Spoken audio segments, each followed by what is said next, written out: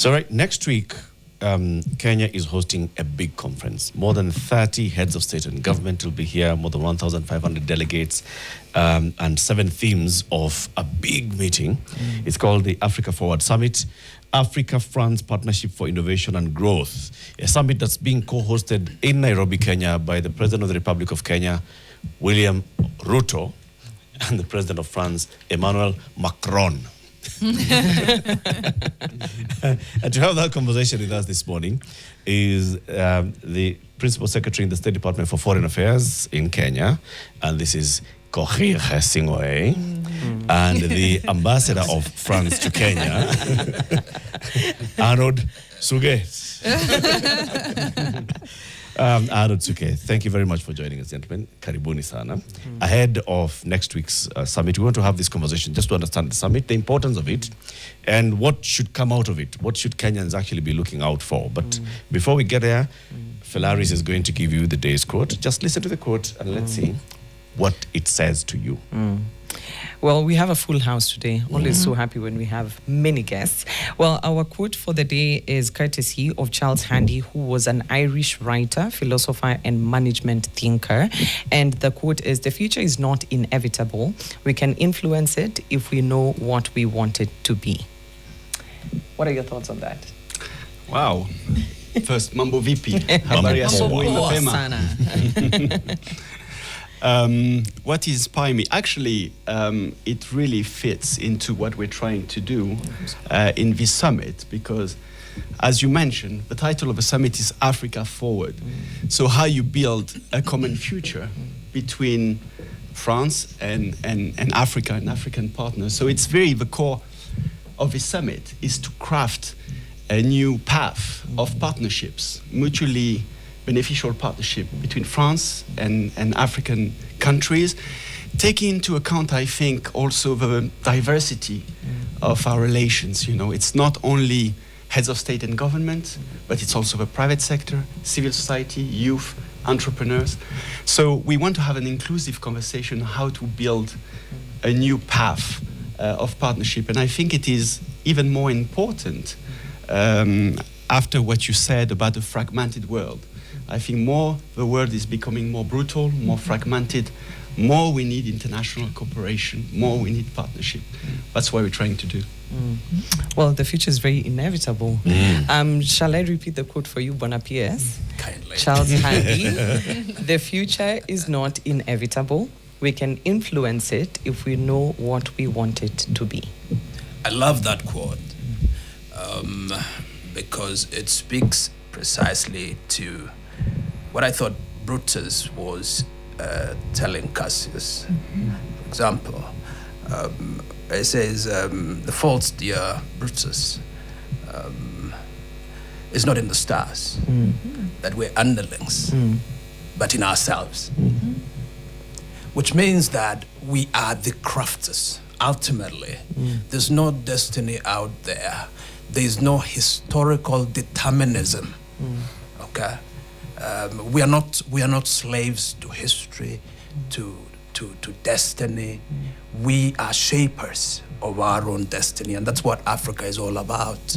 We're saying we are no longer going to be held back by the baggage, by the narratives that have defined us, but instead we are going to define our future. Yeah. Very well said, PS. But I think I just want to start from that point. So African heads of state and government are coming, and this is an Africa-France summit. We see Africa-Russia summit. We see Africa-UK summit, Africa-US summit. Is Africa really on the driver's seat in these conversations?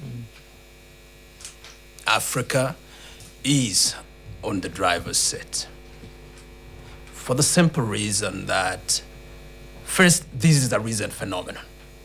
The appreciation by others that Africa matters is not coincidental.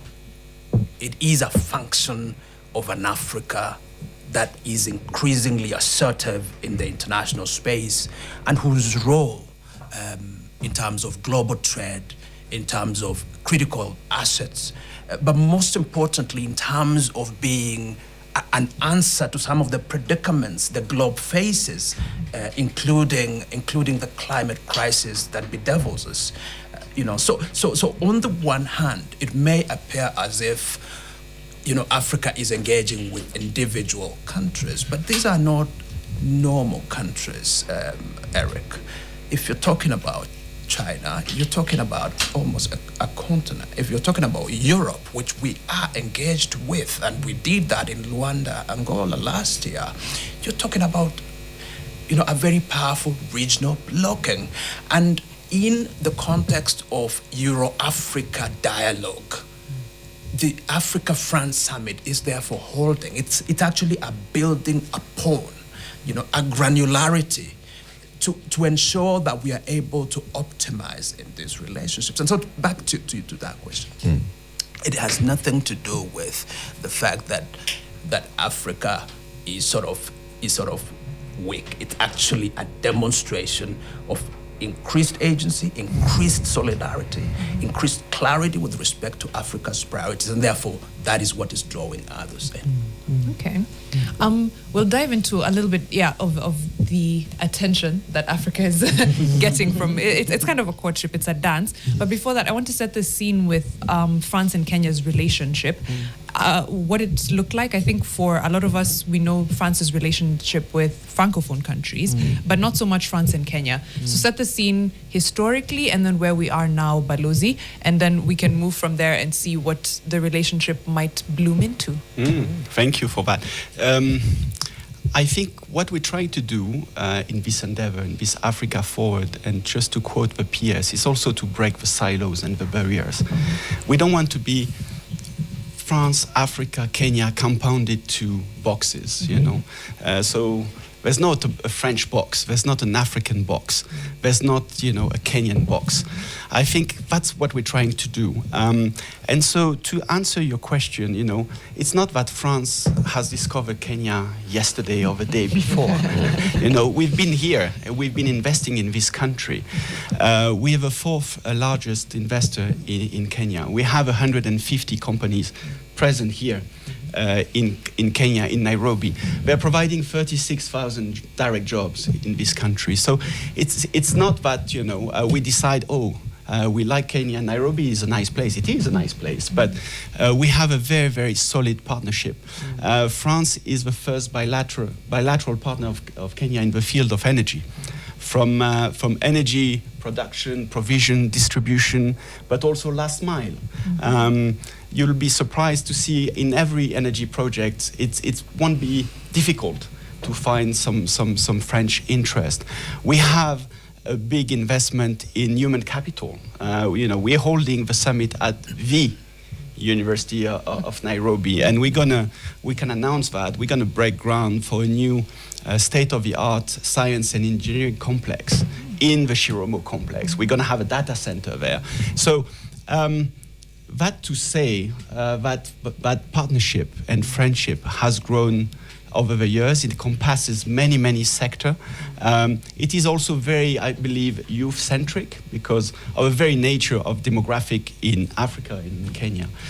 If you want to build a sustainable partnership, you need to address this youth issue, which is a very good, mutual, beneficial partnership for us because you tap into a very innovative space. So it was an obvious choice, I think, for France to partner with Kenya, to extend this partnership to other partners in Africa and see it as a model that can be replicated elsewhere. I'll throw it to PS Singway. First time that this summit is being held, and we'll get into the details of the summit, it's being held in a non-Francophone country. What does that speak to you? And where at any point was your antenna up like, why are they coming here? What's happening? Yeah. Well, I think for me it speaks to the role of Kenya as a bridge builder between cultures within the continent. We are the gateway for the region. Nairobi is extremely accessible, so it speaks also to the connectivity that Nairobi offers, the the advantage that brings. But it also speaks to the ability of Nairobi, and we've had many summits of this nature. It speaks to our ability to build consensus and to think beyond binaries, which is what Ambassador Suquet has said. And so for me, I think it is a clear demonstration of Kenya's convening power, convening capability, and that's why we have, like we said, 30 heads of state saying we want to be part of this because we can see value for us, not just for Kenya, because this is not a Kenya-France meeting. It's a Kenya, it's a France-Africa, engagement, so to speak. Yeah. We've used the Africa term, and much as Kenya is the convener, of interest would be how the other African countries have contributed towards the planning of this summit, given that we are a mobilizer, and it's a good thing that we're recognized as that. But what has been the process like working with other African countries to bring this to fruition? Could be the Francophone countries, could be any other players within the African space. We have the African Union. What has that participation been, PS? I would say it's actually been very, very participatory. So look at the Civil Society Forum, for example. It's being run by a Cameroonian who lives in South Africa, okay, working with Kenyan civil society groups. All right. For each thematic area, tech, green industrialization, you would find that the working group within that thematic area has encompassed, several nationalities and several international organizations as well, whether it's the UN, whether it's a bank, it's a multilateral banks, and others. In the first instance, when we started the process, the Prime Cabinet Secretary actually held a meeting together with his French counterparts at the AU. We brought together the permanent representatives from around the continent.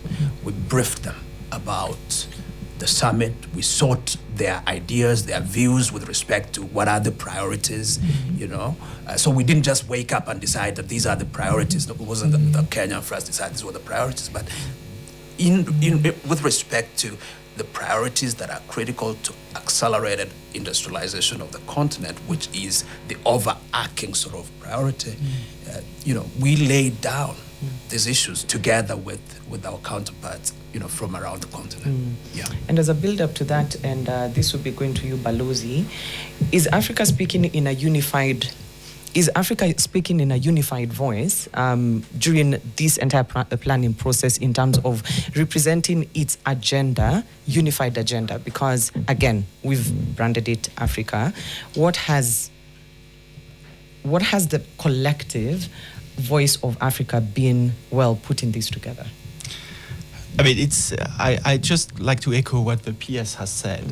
There's been a lot of work coming up to the summit, and we started fairly early, and to sort of identify the priority that I think make consensus in Africa, about green industrialization, energy transition, employability, the potential of blue economy, sustainable agriculture, the AI revolution. All of those themes, I think, were agreed among African partners. And both France and Kenya went to the AU. We had conversation at the political level, but we also organized and structured the discussion according to AU lead. The African Union is fairly organized in terms of thematic priorities, and for every thematic priorities I listed, you have an AU champion.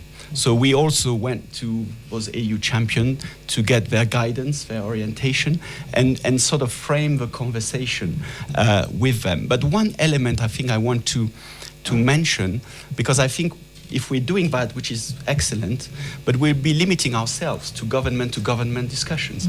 We're going to bring the private sector, the big CEOs, the capital from both France Kenya and Africa to that conversation, because we don't want to talk about green industrialization without the captains of industries. You know, that will be missing out. We want building forward. So the innovative thing we're bringing is, as much as there's a government-to-government discussion, we're a bit disruptive. We're bringing those actors, because if we cannot leverage on capital, in a world where public funding, frankly speaking, is dwindling, you know, we'll be missing the target. So I think that's the whole point of those conversations, is that, as I said, we're breaking silos. We're not having the heads of state and government on one side, the business forum, the business people, the youth on one side. We're trying to have, as I think that's the motto here, one conversation at a time. At a time, yeah. Everybody's sitting at the table and having conversations. The welcoming remark, our statement by our president says our shared objective is unlock capital, scale innovation, deepen trade and investment linkages, and create inclusive growth pathways that are resilient, sustainable, and African-led. P.S. As African countries and private sector is coming to this meeting, are we looking at what we are bringing to the table vis-a-vis what French companies, French government, and French policymakers will be bringing to the table? Or are we only looking from, when you say unlocking capital, it's French capital coming to Africa. When you say innovation, it's bringing, you know, French innovation to Africa, and them taking our raw materials and all. Are we bringing some concrete things to the table that speak about our own independence? Let me use an example. Sorry, just to build on that. Whenever you go to like expos and conferences, sometimes you'll see someone, you know, come with, like, I don't know, a robot AI, and then sometimes you come to your stand and it's like, there's some really nice avocados. Not that avocados aren't amazing. I love them. They're my favorite fruit. But we need to go. Yeah, mano a mano. You know, so I think it's an important question. Africa is bringing substance to the table. First, I think the articulation of the summit is also very much centered on sovereignty. It's also about asserting Africa's sovereignty over its, you know, natural capital, for example. So there's no question here of extraction, and there is a conversation around value retention. It's very, very strong.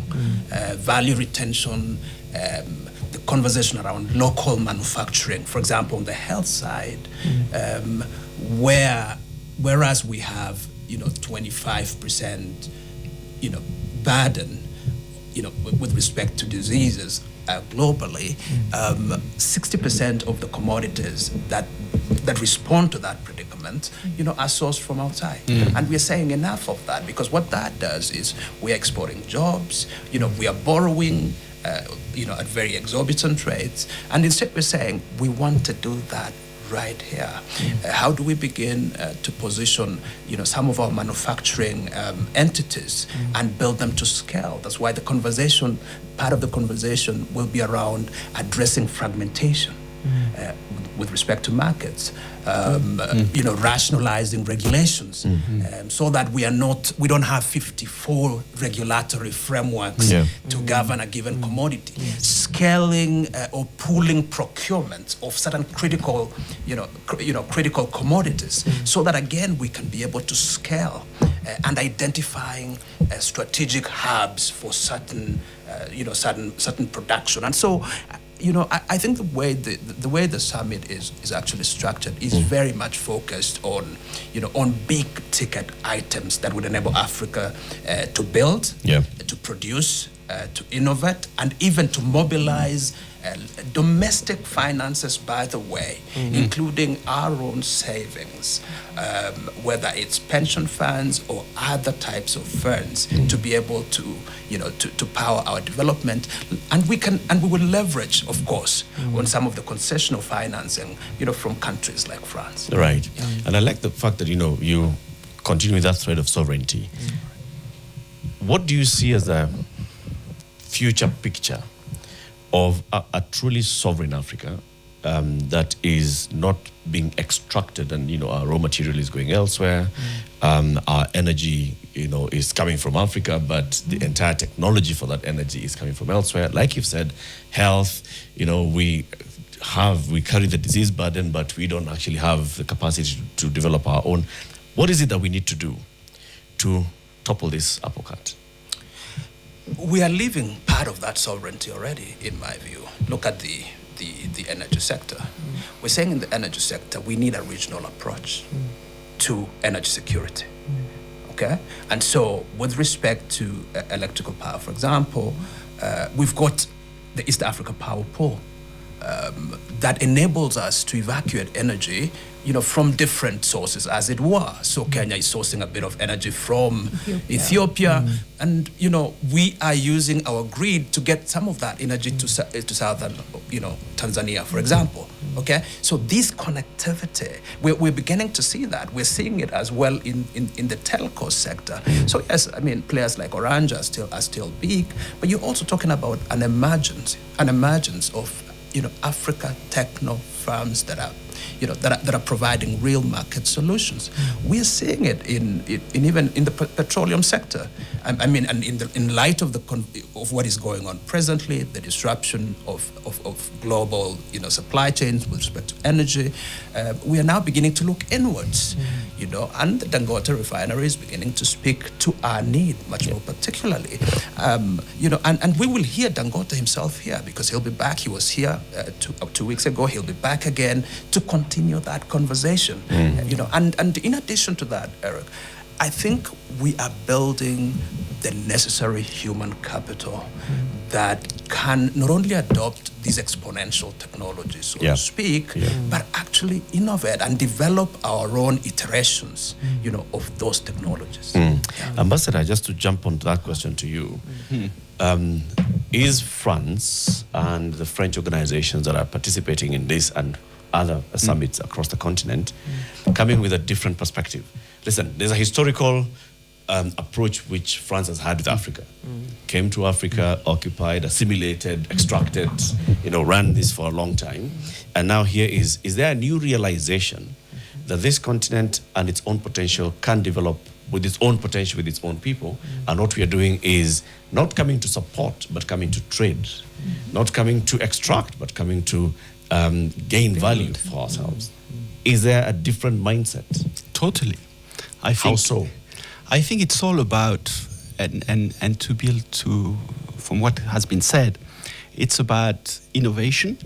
We see Africa, because of a very nature of your demographic, being a young continent, this is where innovation will take place. I mean, it's mechanical, if I can say. So investing in Africa is investing in innovation, and I don't buy this idea that solutions or problems are of the south, solutions are on the north. It doesn't, and we saw it with COVID, by the way. It's not like disease are in the south, medication no. I mean, it touches everybody, and hence the need for sovereign or local manufacturing to be able to absorb global shocks, I think. And France has been committed to help local manufacturing in Africa, and we'll continue this conversation. So it's about innovation. It's about investing in human capital. I think that has been said. I think the University of Nairobi is a bit of a center of excellence, but we believe that can also have ripple effect on various academic institutions in Kenya, but also in Africa. And it's about mobilizing capital. And I think that's the missing link sometimes. But you'll see, I mean, I can give you examples. French capital see value in investing in Africa.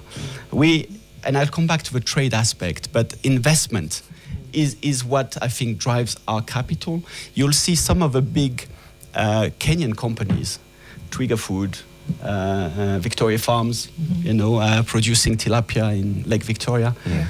You have the main shareholder is an African it's a French private investor, venture capital. So they vote with their money. If I say, it's a vote of confidence and trust in the potential of manufacturing in Africa. You're talking about markets. Yes, I think we're also there to trade, and trade is mutually beneficial for both countries. We're going to announce and unlock this project of geographical indication with a tea.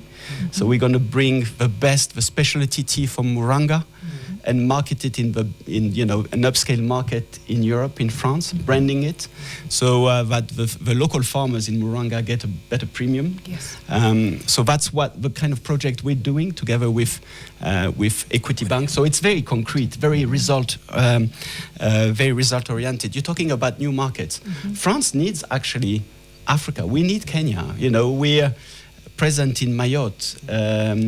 An island in the Indian Ocean that has been devastated by a storm last year. We're trying to source some of their agricultural product from Kenya. Right. Why? Because it's cheaper and it's closer. So that's a real sense of trade. I can't wait for Muranga tea to have the same kind of like brand recognition that like champagne or cognac have. And I think we will get to that point. Oh, yeah. I can't wait for it. For people just be like, what are you drinking? Muranga tea. Yeah. It's a good thing, and we'll talk a little bit about that. But I wanted to hang on to some of the core tenets of the summit. And I want to talk about the youth question, because the danger of sometimes talk shops is that they're just that, and then they don't speak to a large part of the population. The continent, as we all know, 70% young, and every conference you've been to, it's very unlikely that you will see young people as 70%. If there is one, I'd be very happy to attend it, right? So how exactly is the Africa Forward Summit speaking to young people and having them at the table for conversations, and not just in the audience, but essentially driving the conversations and being part and parcel of all the outcomes that will come from this summit? I'll pose that to both of you. Yeah, let me start with I start off, I think you're completely right. The participation of young people, is often not sufficient. But you must also appreciate the structure of the summits, that summits exist to signal certain intentions, and that they are not necessarily as representative as one may want them to be, because of the nature of the issues that are being raised.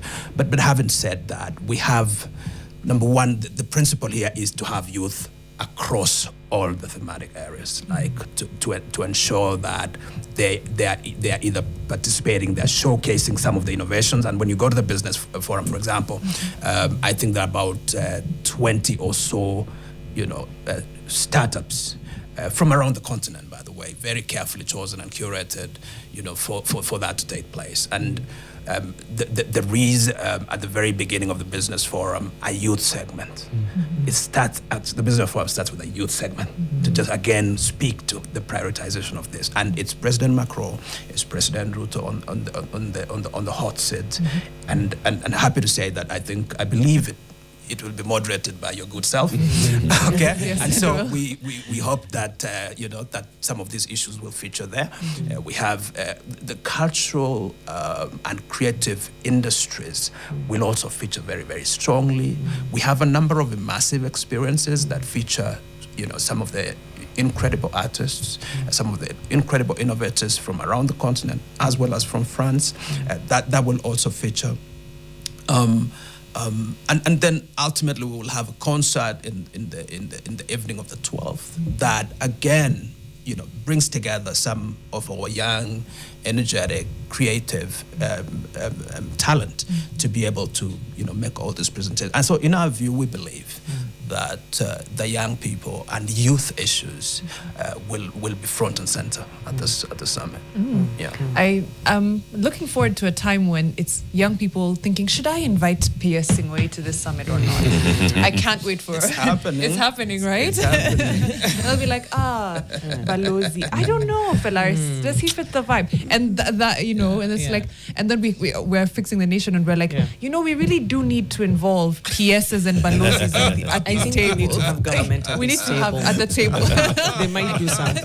I can't Because wait. the solution is not expected from them. Yeah. It's actually us pushing the agenda, and then they just feed into it. Right? Oh, what a time. Right, but Balozi, please speak to the youth question as well. No, I said lazima misikizi sauti ya mayouth, and I think that's exactly what we're trying to do, and to give a bit more flavor, I think there's the summit is structured also through some areas where we think there's huge potential to be unlocked, especially for the young people, and an opportunity to be given if we sort of develop partnership in that field. One, I think, has been mentioned is the creative industry. I think it's really an untapped sector. And France, we can share experience first because we have built an industry, and this is nascent industry that needs to be regulated, protected, and so we can first share experience. Two, we can bring capital. Because you may know, but the biggest investor in content creation is now a French company through MultiChoice and DSTV. Yes. So the CEO will be in that conversation on the business forum.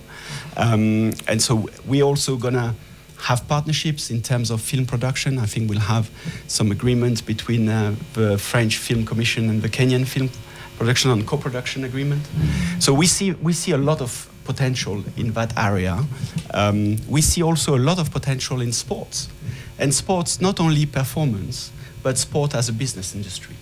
And there will be a conversation inside the business forum where we bring heads of state and government, the president of Senegal, because Senegal will be hosting the Youth Olympics next year, but also the big investor. There's capital to be mobilized in terms of organizing big sports event. And so we want this conversation to continue. We believe it is an area for further partnership between France and Kenya. And then we will have le concert. The concert. Itakuwa moto moto. The concert. And then we'll bring the big voices of Africa. And by the way, 80% of the people who are working currently now on organizing those concerts come from Kenya. The choreographer, the dancers. It is also, as we speak, opportunities for the Kenyan creatives. So we'll have the big names, Fally Ipupa, who has filled the Stade de France 2 days in Paris. He'll be here. That's We'll have phenomenal. Youssou N'Dour. Wow. We'll have Bien. We'll have Savara. We'll have Yemi Alada. So it's going to be a fantastic opportunity. By the way, the organizer of the concert, Trace TV, has also conducted a competition whereby 400 youth have managed to win tickets. So we want it to be as inclusive as possible also, as much as France na Kenya wanapenda sherehe sana. Maybe if Lazima tujai. you're not among the 400 youth who want a ticket, it will be live streamed on NTV, the official media partner for the Africa Forward Summit. So that's good news. I think good news. Yeah, that's great news actually. In case you're not able to be in the room, you can Throughout make the your way conference. throughout the Throughout the conference. summit. Yes. 7 themes for this summit. And one of them is reform of the international financial architecture. Now, P.S. Korir, the president, in fact, one of the first times when the president was speaking at a global stage about reforming the international financial infrastructure, he was in France. Yeah. And he said, we need to have this conversation globally. What progress have we made? And what do we expect to bring as a conversation this time in this summit?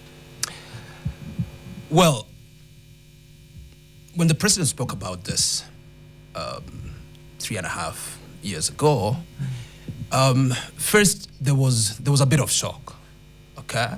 Because at that point in time, this was sort of a taboo subject, okay? But then the president was responding to a massive challenge that several African countries were teetering on the brink of default. That we were, spending almost in excess of 70% of our, of our assets, of our revenues towards paying debts, etc., etc. And so, one of the things that has happened since then is that this is an agenda that now sits squarely in several international engagements, and we are beginning to see the changes. So at the Seville Summit, for example, on development last year, a borrowers club was formally enacted within the context of a UN, UN institution. It is also the fact that serious conversations are happening because part of the players at this summit will be the president of IMF. We have leadership of the World Bank. African multilaterals will also be here. Africa has been organizing in this space. We now have an alliance of African multilateral entities who are saying, look, we need to address the issue of special drawing rights, to deal with emergencies as we are dealing with presently, right? And some of the drawing rights that are held by the rich countries need to be released to African multilateral agencies to be able to avail, more fiscal space and fiscal capacity, for Africa to respond to some of these issues. The issues around credit rating has also featured very, very strongly. The pricing of credit that Africa carries, the burden of that. And that is a conversation that we are seeing a lot of resonance on, and we are seeing a lot of organizing around. And therefore, I think one must see this as really a process, a build up, that in my view, or in our view, in the view of Africa, will naturally lead to the reform of the IMF in terms of more representation, more instruments that lean into the challenges of the continent, okay, and really more voice for the continent. So I would say it's a process, but it's a process where we are seeing quite some progress being made. Okay, are we closer to this reform? And how much time would you give? What more, from where you sit as the PS for Foreign Affairs for Kenya, what would you like to see happening faster? I think this idea of access to capital and the terms with which we access capital is a big issue. It needs to be resolved much faster.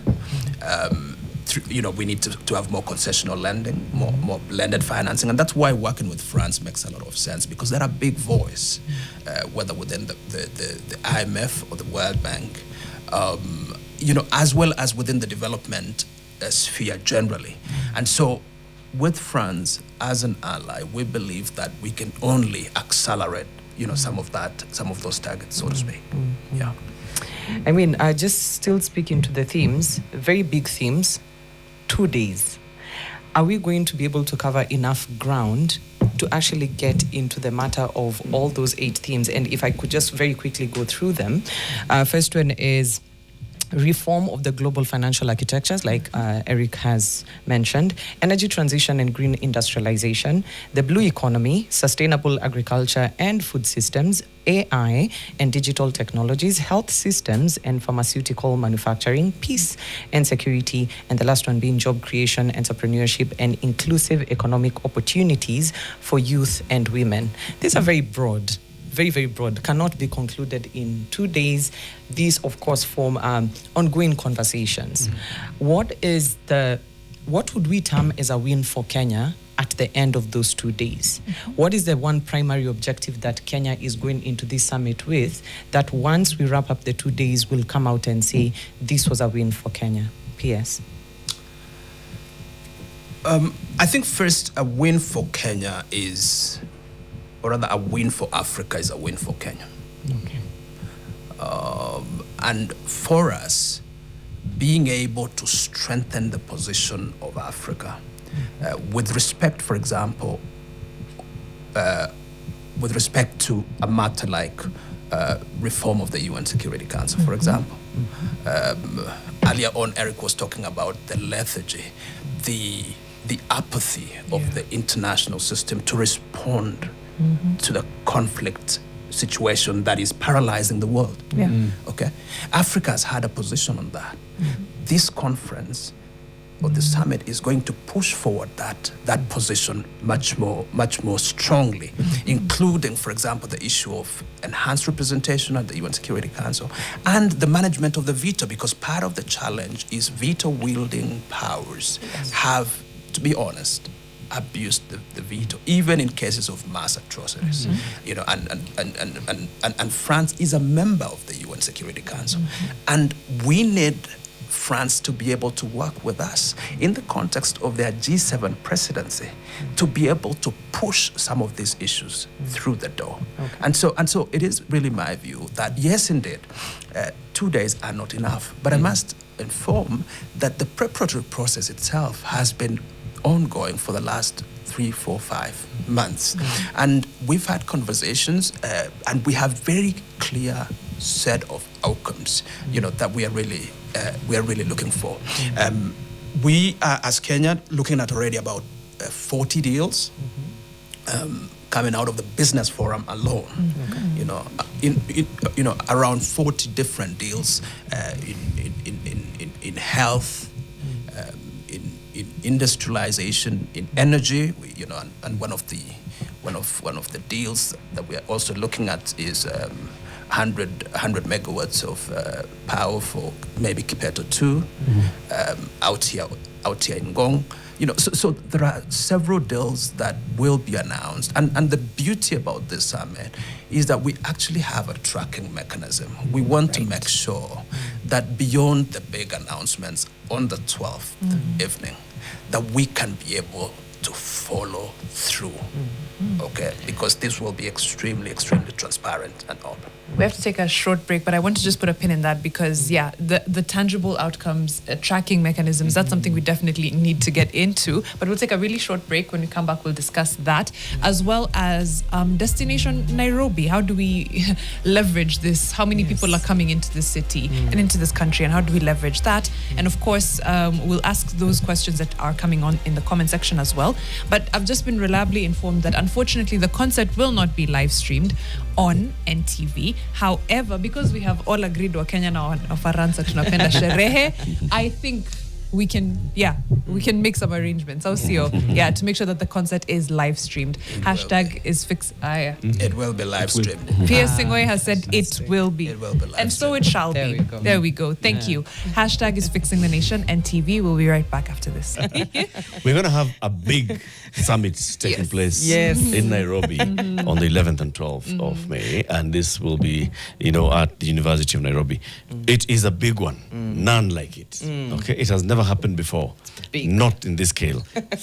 More than 30 heads of state and government, more than 1,500 delegates, business forum participants, 7 very, very key themes taking place here. And this is the Africa Forward, Africa-France Partnership and for Innovation and Growth Summit taking place. And that's why we are hosting the Principal Secretary for Foreign Affairs, Korir, and the Ambassador of France to Kenya, Arnaud Suquet, in the studio. And we've been talking about what to expect out of this summit. A couple of questions and comments coming in, Mariam. Yeah, plenty. I hope we can get through most of them. Morris Andati says, an endeavor like this typically exceeds the capacity of a single nation and needs the collaborative efforts of a bloc of countries. Without such, our efforts are limited to mere documentation and discourse. Very true. And to effectively modify financial architecture, we must leverage significant financial influence and implement demand-side solutions on a substantial scale. Quite agree with that. This is a technical question, but it's on the badges. Someone looking for approval, wondering what's happening with that. On partnerships, there's a question of France and the colonial history. Bibi Usuni says, France has not dealt with their former colonies, the Francophone countries. Now they want to enter the rest of Africa through Kenya. Let's be macho kabisa, ukoloni mambo leo. And questions on it's the same one that less than 3-minute recipe has come on. The issue of France. And Ambassador, I'm sure this is a question that you have answered many times and you will not stop answering. We need to address the historical issues before we move forward. France was a colonizer of Africa. Have they compensated what they took then? And they here for more? How do you address the historical issues of France in Africa? Then there was also now the comment by Jimmy Quinn, who's asking partnership when extraction would be too honest. A partnership in which one party owns the resource, the other owns the capital and the contracts, and neither pretends the terms are equal. Okay, let me maybe answer the one on the historical injustices. It is true, we have a past, but I believe since a couple of years under the leadership of the current president, we have made bold steps in looking in our past objectively, without but trying to depoliticize it. So what we have engaged in is that give the history to the historians, to the scientists. Let's be evidence-based first, because everybody may have an opinion and it's fine, but what is driving this debate is the evidence base. So we have opened our archives. The president has said, there's nothing confidential, there's nothing secret. Let's look at it. Let's our scientists, both from Africa and France, look into the past. Let them report scientifically, and then let's the political masters take responsibility. And that's what has happened if you take that, for example, in Rwanda, during 93. So we have opened our archives. We have commissioned a team of independent historians to look at it. And they come up with reports. And we have taken responsibility for the past mistake.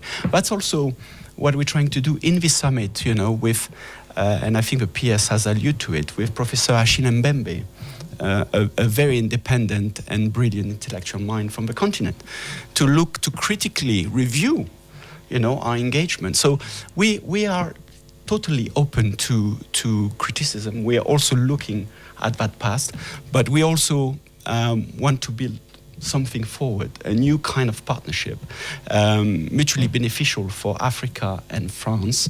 And I don't believe what we're trying to do in this summit is, frankly speaking, extraction. Even if you mobilize capital to industrialize, to green industrialize Africa, I don't call that extraction. I call that a partnership that is mutually beneficial. And that's exactly what we want to do. I think an Africa that prospers is in the interest of France. And by the way, let me say that, Africa is in us.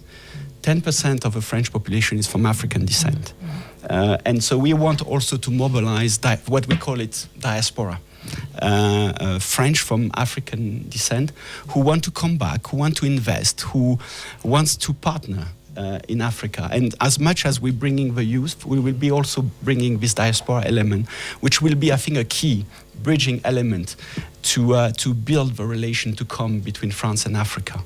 Mm-hmm. Absolutely. If I may just add, I think it's a bit disingenuous sometimes to say that merely because a country was a colonizer, that therefore their intentions in engaging today must be assessed on the basis of their conduct 100 years ago. Civilizations, cultures, people evolve. And so I think as a globe, we also, and as Africa, we have to give a chance for rebuilding. Secondly, I think we are also in a very complex global environment. Because of the fluidity of the global order in which we live, every country is rethinking and introspecting. We began to get disrupted by COVID, and COVID instructed Africa, for example, about vaccine nationalism, that we were looking outwards and extremely dependent, 90% of our vaccines coming from outside. And we're saying we need to build that capacity here. And to do that, maybe in the short term, we need some of these partnerships because they, like France has immense capacity and immense capability in some of these areas. Yep. What is it that prevents us from writing a new pact, a new partnership that looks forward without totally discounting or totally forgetting, the past? Yeah, I think it's coming from a place of honesty and acknowledging Absolutely. the past, and then working with where are we right now, and what are we doing to ensure that the future doesn't look anything like the past. And then the question becomes, then how does Kenya and how does Africa come to this table from a place of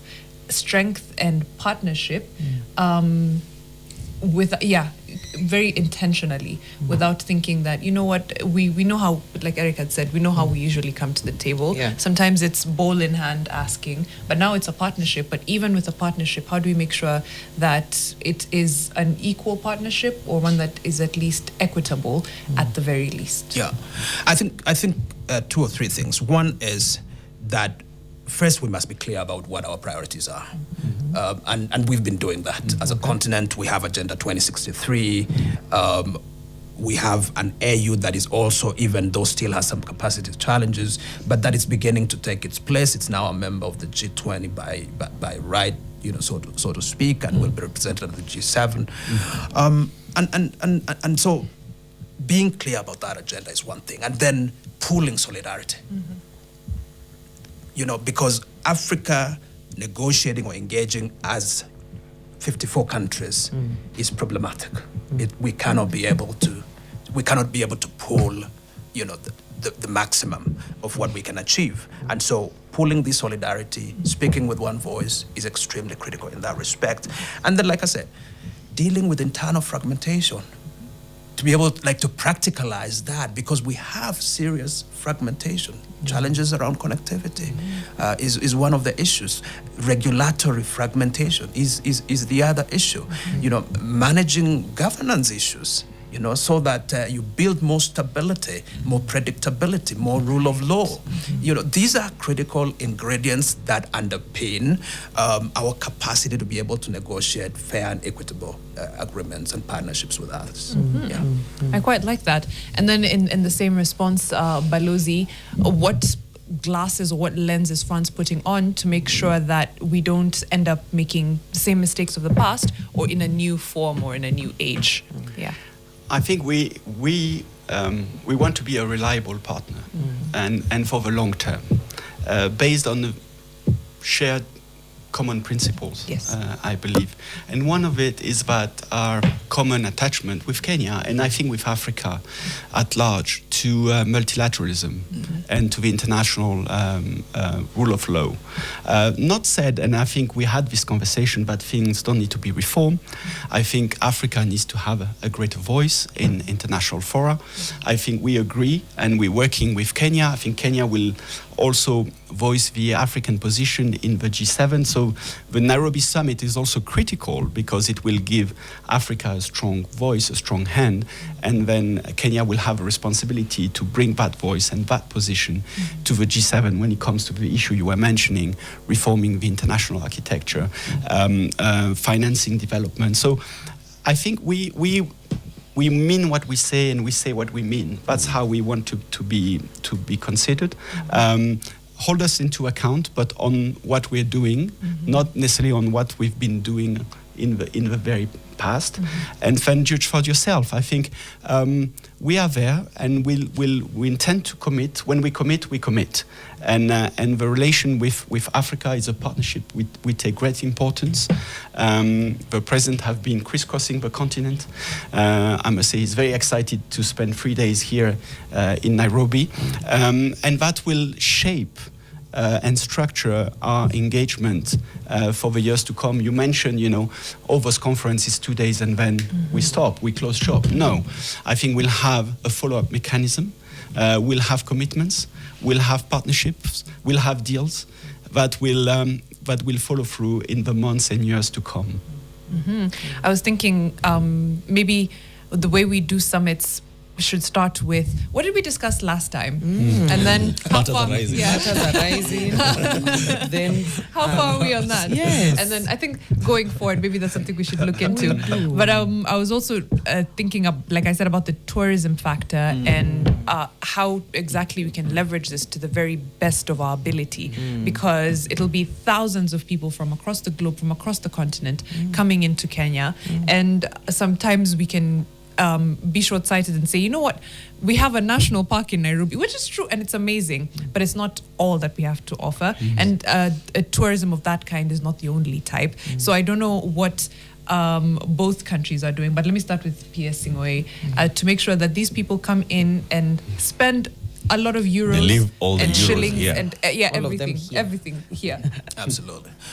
So first and foremost, we had a sit down with hoteliers around Nairobi and began to think together about how to really make the most out of this opportunity. And so, the hoteliers came up with a strategy, and we are implementing that strategy, for example. And part of what we were discussing is the fact that we've got incredible food and incredible cuisine. The number of restaurants around Nairobi are mushrooming every day with very, very, very interesting and contemporary flavors, and so we are inviting friends to be able to test that, to try that. And we're not just talking about cuisines from out there. It's also African cuisines. Some of the work that Ombachi is doing is fascinating, and you will see that increasingly becoming an important sort of attraction. But in addition to that, yes, we can't run away from our. Have you been to the balcony? I know. Yes. Have you been to the balcony? Yes. Yes. You were together actually. Yes. At the balcony, eating nyama choma. Amazing. How do you avoid the balcony? They were done. Nairobi's most famous balcony for nyama choma. Yes. Absolutely. And we can't run away from the fact that we really have incredible natural capital here, like the park. Yes. And our Ministry of Tourism has come up with incentives for visitors to be able to make it to the park, weather permitting. That's why there's been a lot of improvement in the infrastructure around the parks sometimes, so that they're accessible in all seasons. And sometimes we take a critical view of some of these things, but it's really to accommodate the fact that the visitors may come when it's extremely rainy and they want to go to the park, and they just can't go to the park because the infrastructure isn't there. And we are investing in that infrastructure, as well, and really trying to attract as many people to the parks. Give them a Rhino charge 4x4. They'll be fine. They'll be fine. Yes, I've got to say, I see.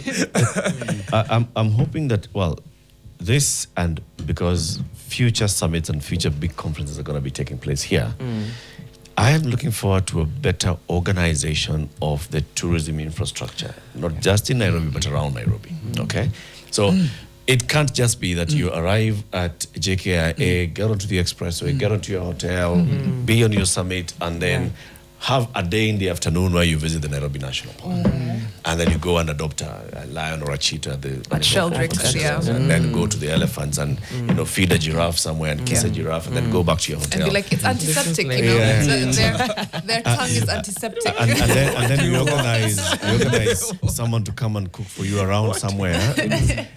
There has to be a better way of actually telling the Nairobi story. Correct. Whereas even if you just walked out of your hotel, you would know already before coming here that there are so many things that I've been told must do when you're in Nairobi. Correct. The Nairobi bucket list, the Kenya bucket list. I mean, what is it that I must do? I must go, okay, I can go and kiss a giraffe, fine, but what else? I must eat nyama choma, okay, but there are several places. I can also eat githeri, I can eat athola, I can mutura. I can do mutura. Correct. What else can I do? I can go to the museum and see this is the cradle of mankind. So, I mean, what do we do around the cradle of mankind?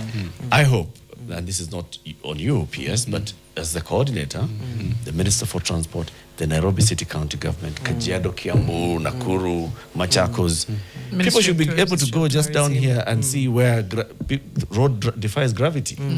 It's just down at Moore Hills. Better work. I want to come on to the what you had alluded to earlier, and I think just in this conversation, Ambassador Suquet has mentioned it. What is it that we have? What is this metrics that we have to measure the outcome of a meeting and the work to be done post-meeting? Correct. So that matters arising next time. We start with, we said, we have done, or we are making this progress. Who goes first? Okay. I think first, let's work on numbers. I think, in this country, you like numbers, and we do like numbers, because as much as it's a number, it represents some investment, some capital, some potential job creation, and employability. So we're working together with Kenya on a Kenyan number. And when I hear, Kenyans asking questions about the summit, they say, what's there for Kenya? So there will be a number. And the number we need, obviously, to break it down, what it is in terms of new partnerships, new commitments by France to the sustainable development of Kenya, with various actors that will commit both private and both public. And so you'll see on Sunday a number that will be breakdown in various deal partnerships, and that will structure, I think, because those are new commitments. We're not bringing old commitments. This is new commitments for Kenya. And then you'll have an aggregated number for Africa, because as mentioned, this is Africa Forward. This is a summit between African countries and France. So there will be a series of deals announced and publicly announced, and I think that's also what we're trying to do with this summit, is to be as transparent as possible.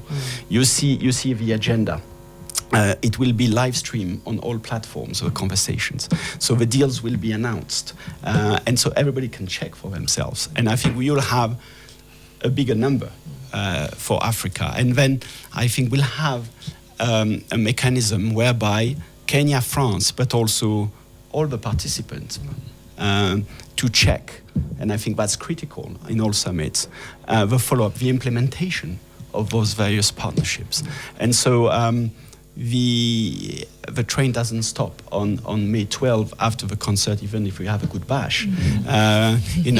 We'll come back to the drawing board and then get people to their commitments.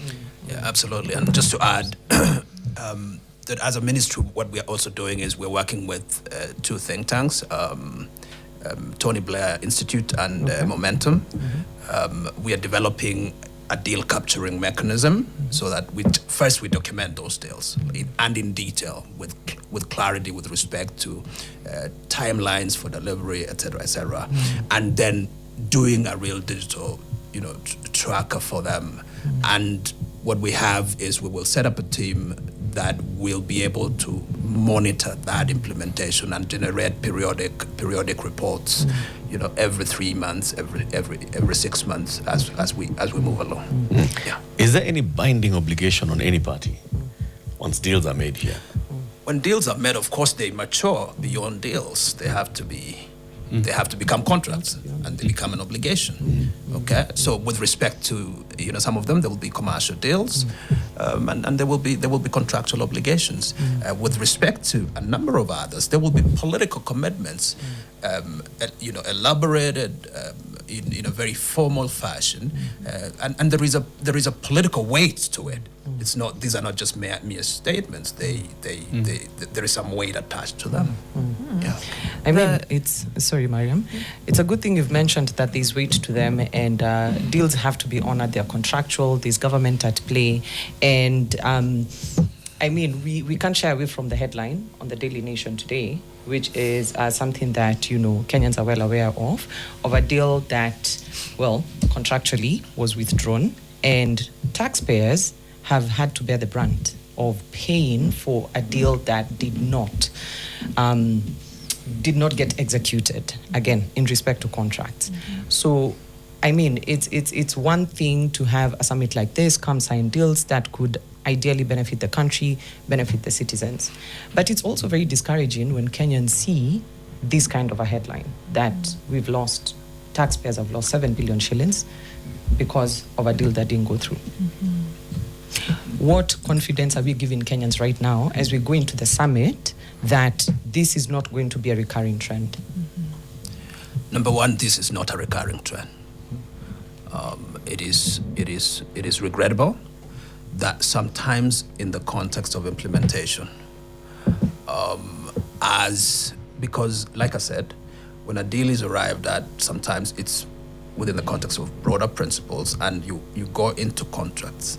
But as you weigh the costs and the benefits of it and assess viabilities, it might come to a place in the context of implementation that you say maybe it's a good thing. It might cost some money, but it's a good thing to exit this particular thing and build something new. Now that's in a very, very rare circumstance. And it is my firm belief that the Kenyan government particularly undertakes extensive due diligence with respect to any deals it enters into, and this is an exception rather than a rule. Breaking news, PS. it's It is a recurrent trend. it is. It's not a very isolated case. It is, yeah. We have this one on this road. We have others on power infrastructure. We have other deals on other roads. We've got an ongoing issue with the airport, with the green terminal at the airport. So it's not an isolated case. It is a number of deals that have actually been cancelled or walked back on by this administration and previous administrations as well. It's not new. Yeah, and the Auditor General keeps flagging it and contractors will sue and they'll get their money, but it's the Kenyan taxpayer that's left holding the bill. Yeah. No, I think some of that criticism is warranted. Okay, and I think it's fair to admit that that in the context of negotiating some of the agreements, perhaps not enough was done. And I speak here out not necessarily with the benefit of all the information with respect to different agreements because of where I sit. But I do know that a lot of due diligence does take place preceding the entering into an agreement. And it is still really my very strong view that as against, say, 400 contracts, say, in a year, maybe one or two suffer from this disability. We should be able to minimize this to almost zero, in an ideal situation. We're not there yet, but I think the transparency imperatives that exist basically enable us to move towards a better management of our contracting frameworks. Yeah, we're going to a break shortly, but I just want to move into the break with that particular issue. There will be foreign companies that are coming here into the summit, at the business summit. They'll be looking to ink deals, and then they see, there's a French company that had gotten a deal, it was withdrawn. There's an Italian company that had gotten another deal for dams, it was withdrawn. Another Chinese company with an airport deal, withdrawn. Those conversations are likely to come up in the deal-making room. Correct. Balozi, right? It is, but I think you have to see overall. Beside the individual cases you're mentioning, and what we see, at least from my standpoint, is that more French companies are setting shops here in Nairobi. There's an attractiveness of Kenya, I think, because of a free economy, because of your banking system, your financial system, because you're a gateway for other markets in East Africa. Notwithstanding... Sorry, Balozi. So can I just interrupt your Yes. thought? We just take a short break and then we'll come back Right. about the kind of investment that's happening, and of course notwithstanding like this headline. But the hashtag is Fixing the Nation NTV. We'll take a really short break, but we'll be back with PS Singwe and of course Ambassador Suquet. Takabisa, continue our conversation with the French ambassador to Kenya, Arnaud Suquet, and the Principal Secretary for Foreign Affairs, Korir Singwe, ahead of next week's big summit in Nairobi on Monday and Tuesday. And this is on the 11th and 12th. 2 days, 2 tracks, one shared agenda, very, very big one. Africa Forward, taking place in Nairobi, being co-hosted by Kenya and France, and it will be live streamed on NTV throughout. NTV is the media partner for this particular conference, and that's why we are having this conversation. Some questions here from the Kikombe Hour Fixer. Questions for Les Messieurs, in plural. In your opinions, in plural, has the anti-colonial rhetoric sometimes used as a distraction from governance failures of African officials? And then he continues, in your opinion, how come so many African economies still resemble extraction systems designed during the colonial rule? What would it take to create authentic African systems?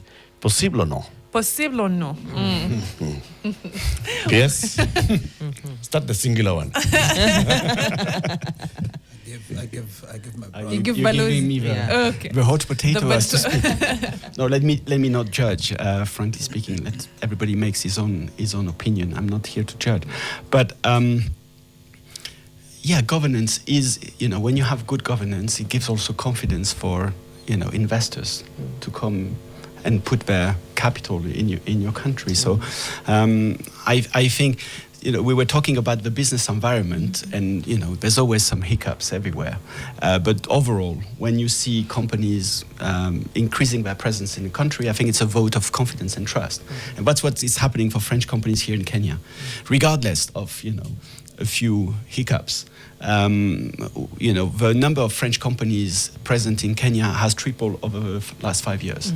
So I'm just stating the facts. I'm not just giving a judgment. And there is some challenges.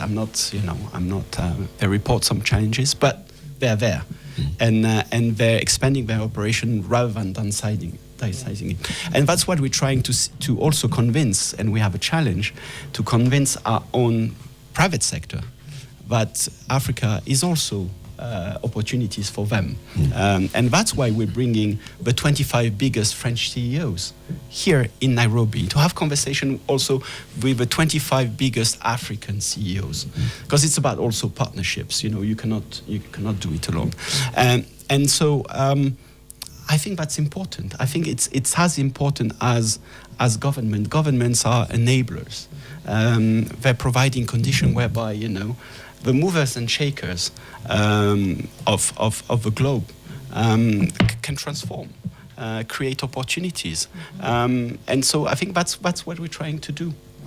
Yeah, absolutely. Just to say also that it is possible to build an authentic,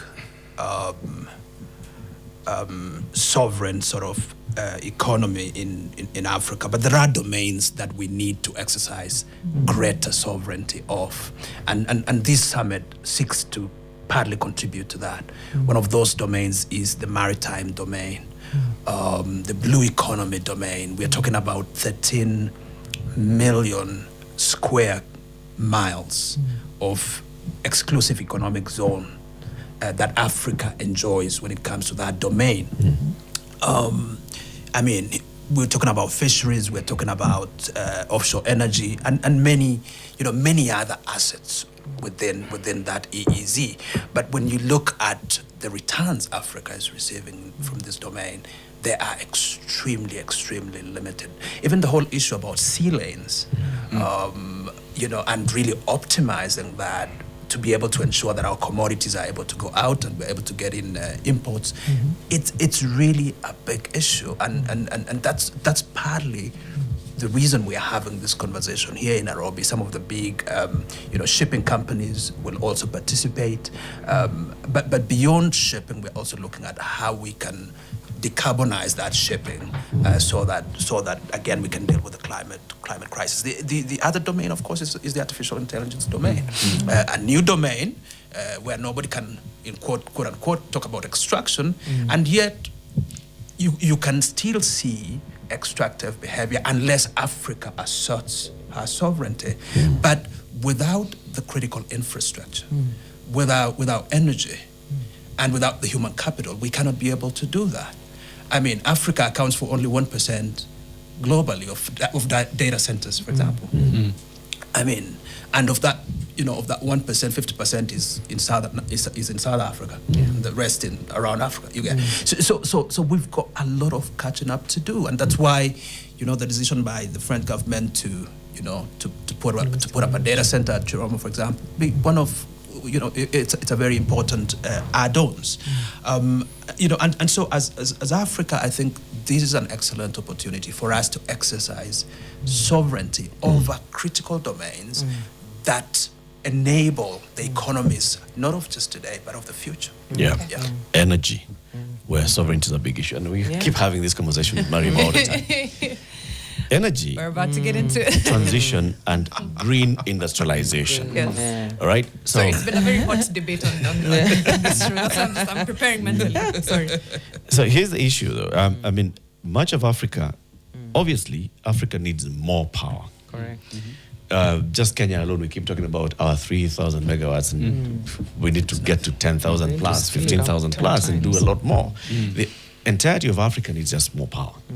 Now, do we have the resources to get the power? Yes, of course. We have the green resources. We've got, our rainforests that feed our rivers, and our rivers can make our dams. We have the solar. We've got the wind. We have, natural resources down below, like our geothermal, and so on and so forth. And then also we have what is considered the dirty energy sources, Right. including coal and such. Now, the push, of course, in the developed world is that we are green industrializing, which is let's go as much as possible into our, green energy. I always say that we are already at the green energy bit. We just need to expand our capacity in green energy. Do we own the technology to help us get there? Do we own the technology that's helping us to extract our geothermal? Do we own the technology that's helping us to build wind powers and solar powers? No. Do we have coal and others that are dirty? Yes. Must we say no to coal so that we can focus on green on energy? green? Is that not exercising our sovereignty by just deciding we shall use whatever power resources we have to get to the level where France is and was 50 years ago? So we are at power and move. P.S. I think it's a big debate. As Kenya, we've taken the view that we will make a positive contribution towards decarbonization, and that's why over 90% of our energy sources are from green sources. But in the recent past, on account of the appreciation that we need to accelerate our industrialization, we have said, look, we are willing to entertain nuclear as a source of energy. Okay? And that's why, for example, we are entering into a compact with France, because they have a history of, generating energy from nuclear for many, many years. Okay? And through this partnership, we want precisely what you're talking about: technology transfer and capacity. Our nuclear agencies are already in consultation with their technical counterparts, not just in France, but in a couple of other countries. So the choice is not either or. The choice is to think in terms of an energy mix, and to project this over time with a view to ensuring that to care for the globe, we've got to find ways of reducing the carbon footprint. Yes, Africa doesn't contribute much to it at this present moment, but if our industrial trajectory is exactly a replica of the journey that the Western world took, we will only exacerbate the problem, and ultimately it comes to bite us. All right. And so we're saying let's be more intentional, because we now know what perhaps wasn't known then, and on the basis of the burden or the responsibility of the knowledge that we have, we must act a bit differently. And I don't think by so doing we are necessarily surrendering our sovereignty. Yeah. Eric, do you buy it when it comes from P.S. Singwe and not me? No, he said the same. I didn't know you said the same thing. No, I more or less the same. Yeah. More or less the same thing. But the balance here is, it's not an either or. It's a do what works best. Correct. And my push now, coming to you, Balozi, is should the Western countries, France included, as you're talking about, partnership with greening our industrialization, should the Western countries then cede some of its right to the technology that is being used for powering Africa? I think so. I mean, tuko tayari. When we're entering in discussion on nuclear, we are totally ready. I mean, there's only one country actually in Africa who has nuclear civil capacity, which is South Africa. And the nuclear civil capability of South Africa has also been built thanks to a partnership with France, the Kokerberg power plants. So we totally ready, because we enjoy nuclear energy, which is also a green source of energy. We're totally ready to discuss, with countries such as Kenya, ways and means to develop that source of energy. It's a journey, let's be honest, it's not going to happen overnight. But the summit will be the launching phase for a new cooperation in that field. But let me say also that sometimes transfer of technology doesn't come only from north to south. Our energy people are very keen to know more about your geothermal. We don't know as much as your geothermal as you do. So we also have signed some agreement with Kengen, but we also benefit from your expertise. Right. So it's a two-way street, if I can say. And at the end of the day, we all agree that we need more energy, and we need, as we grow our economies, it will be more advisable to do it in the green way. So we're totally ready, totally open. As I mentioned, France is a big bilateral partner of Kenya in the field of provision of energy. And we are ready to cooperate. We're going to announce this new project where it's called the Command Control Center. It's basically building resilience to the grid, that you avoid blackouts and you can have a more reliable, affordable energy. So, but again, ready, tayari. The other new cool kid on the block is carbon credits. Has been for a while. Who determines the value of a carbon credit? And are we discussing that at the Africa Forward Summit? Yeah. Whoever Well, wants to take that. that's not going to feature. That's On not the going to summit. feature at the summit. But I think we need to debunk myths around carbon credit, carbon trading, the equities around it, and ultimately, who holds the levers. Like we're saying, it's a new financing, because the whole idea really is you've got natural capital here. How do you price it? And what are those mechanisms, and to whose benefit? And so I think there's a bit of work that is still to be done, but like any other new thought around, it will not be perfect at the beginning, but I think by working around it, by engaging more, by asking the questions you're asking, we will be able to formulate better standards around these issues. Since we are almost bringing this to a close, and sadly, this could go on because we have plenty of questions. I want us to speak to the robust sector that is private sector, but also the SME and MSME space, because they'll be largely represented on the first day of the summit. And what are the key things that they should look forward to? Because I know they'll be meeting investors, there'll be plenty for them to just learn from the French companies that will be on the ground. But what are some of the things or big promises that we're making to the SME and MSMEs that will be coming to this summit in terms of key takeaways, and also drilling down to the common Mwananchi, because then the SMEs and MSMEs are the biggest employers right now, largely forming what we call our informal sector, because we still haven't formalized that side. What are some of the outcomes they can look forward to? Yes. I'm thinking about this from largely a financing standpoint. There are a couple of announcements that will be made with respect to new financing pipelines, particularly by the multilateral banks. Those pipelines will become available to local banks for onward lending to our MSMEs. So that's sort of what I can speak to at this point in time. What about the intra-Africa trade? Because we also have a lot of MSMEs that are either doing local manufacturing. They have product but not access to markets. Is this something that will be looked at in terms of the interconnectedness of Africa and the trade opportunities that are available to them? Hugely so. Hugely so. I've spoken about this for a bit during this show, which is the SCFTA is intended to create one market, 1.4 billion people.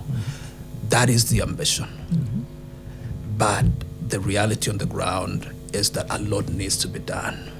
President Ruto was just in Tanzania, and part of the discussion was around dealing with trade barriers, removing tariffs, and that's within the region, and that kind of trade, those kind of barriers affect MSMEs the most. And so by engaging in this regional approach, we begin to create bigger markets, and they enable us to respond to I think I would call them supply linked constraints.